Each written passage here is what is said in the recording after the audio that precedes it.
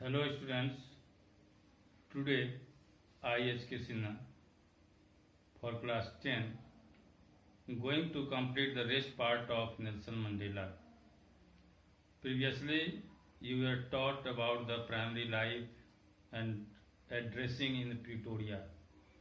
Today some basic thing what was related to his character is reflected through your chapter here.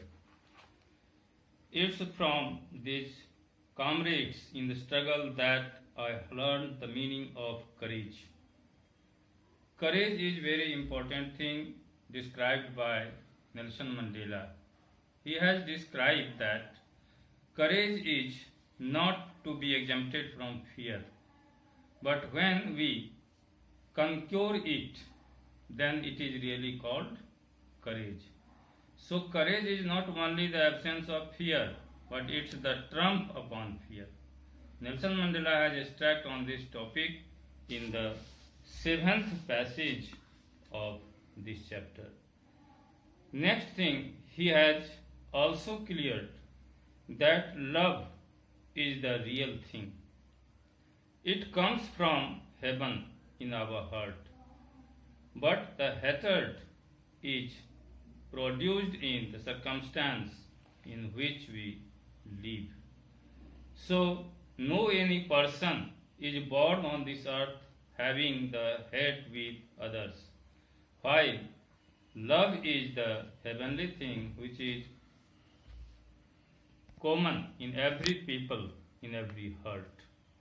So, heart, courage, love, and the word hatred all are beautifully described by Nelson Mandela in his addressing also. Nelson Mandela is describing the role of oppressor and oppressed. Generally, the people think that oppressor is exploiter, but exploiter he is not, because a person who is oppressed is also victim of fear. He has to also be exempted from many facilities in the world. So, oppressor and oppressed both are the prisoners of hatred.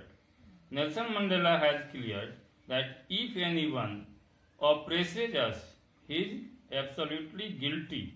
But those people who are being exploited by the oppressor, they are also passing their life in very critical way. In life, every man has twin obligations. He has described about the obligations of the common people.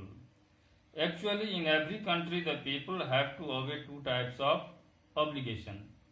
First obligation is towards his parents, like mother, father, uncle, or brothers and sisters, sons and daughters.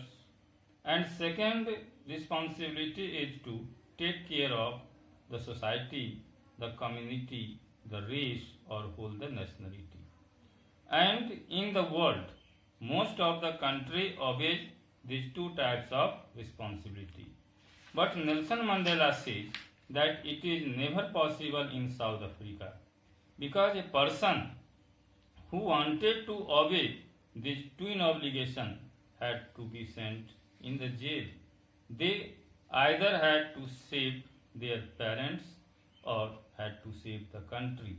Nelson Mandela was also exempted from this facility. He wanted to save the nation, consequently he had to pass 30 years in the jail. So he is very shocked to say this, that in South Africa both types of activities were not possible. He is very shocked to see the people who were human disaster. They were neither educated nor politically they were free. He wanted to give correct freedom to all the people in South Africa.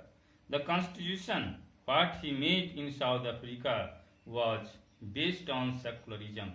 That means there was not racial discrimination implemented by him.